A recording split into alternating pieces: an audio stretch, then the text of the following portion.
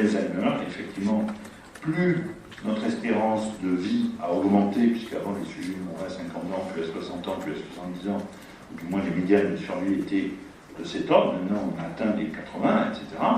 Et donc, effectivement, on s'est aperçu, en observant les différentes populations, que les maladies de Alzheimer à développement précoce étaient plutôt d'origine génétique, ou du moins on retrouvait des cas familiaux dans ces cas-là, bien que ce ne soit pas forcément pour tous les individus d'ailleurs dans la même famille. Et puis il y a des maladies comme la chorée de Huntington, qui est une maladie monogénique qui touche les neurones à GABA.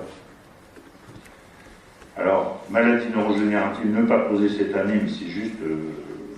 oui, je crois que ne pas poser cette année, parce que je vous poserai, comme je vous le dis, officiellement, je pourrais poser le fait que dans la maladie de Alzheimer, vous avez ici à gauche un cerveau normal et à droite vous avez ce que l'on appelle une atrophie du cortex cérébral. Donc j'enlèverai, si je peux faire un commentaire dans les ED d'ailleurs, on parlera des maladies neurodégénératives, donc ça peut tomber cette année, les maladies neurodégénératives, puisque de toute façon nous sommes enregistrés. Et puis, vous voyez, donc ici, c'est une vue externe latérale du système nerveux central. Vous avez ici ce qu'on appelle le cortex frontal, ici le cortex temporal, et puis ici ce qu'on appelle le cortex occipital. Vous avez différentes zones du cortex, vous verrez ça en anatomie, avec, vous avez des sillons et des fissures, etc. Qui délimitent en fait les hémisphères cérébraux. Là, vous voyez qu'un seul hémisphère cérébral. Et puis, de l'autre côté, il y a l'autre hémisphère. Et puis, ici, une coupe du mésencéphale. Et vous voyez ici, chez un sujet contrôle, les neurones pigmentés de ce que l'on appelle la substance noire, ou neurones dopaminergiques, neurones à dopamine de la substance noire, qui vont disparaître de façon ici bilatérale chez le sujet atteint de maladie de Parkinson. Donc ça, c'est un modèle autopsique. La compensation et la réparation après la perte neuronale dans le système nerveux central, je vais poser cette année, j'aurais dû vérifier, j'étais un peu pressé. En fait, mercredi, j'ai cru qu'on aurait besoin de ce cours pour le cours de mercredi, donc je me suis un peu pressé pour le mettre en ligne, excusez-moi, c'est pour ça que j'étais arrivé 5 minutes en retard.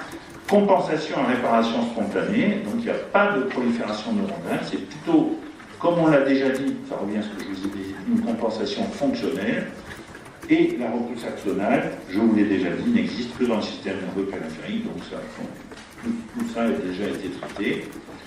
Et les tentatives thérapeutiques ou de réparation du système nerveux visent à empêcher éventuellement la dégénérescence des neurones, visent à favoriser une repousse axonale, comme on l'a dit, soit par la chirurgie dans le système nerveux périphérique, soit par la délivrance locale du facteur neurotrophique.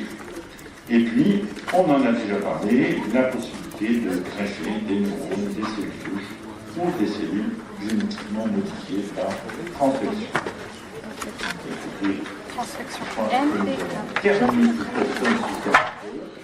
Et vous avez, alors dernier détail, normalement un premier ED concernant cette partie histologique, qui est un ED d'évaluation, d'auto-évaluation économique.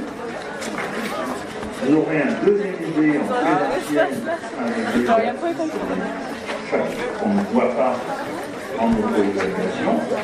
Et ce que vous devez savoir, c'est que le contenu des ED peut aussi tomber le jour de l'examen, et donc les ED sont pour tout le reste de l'enseignement considérés comme obligatoires.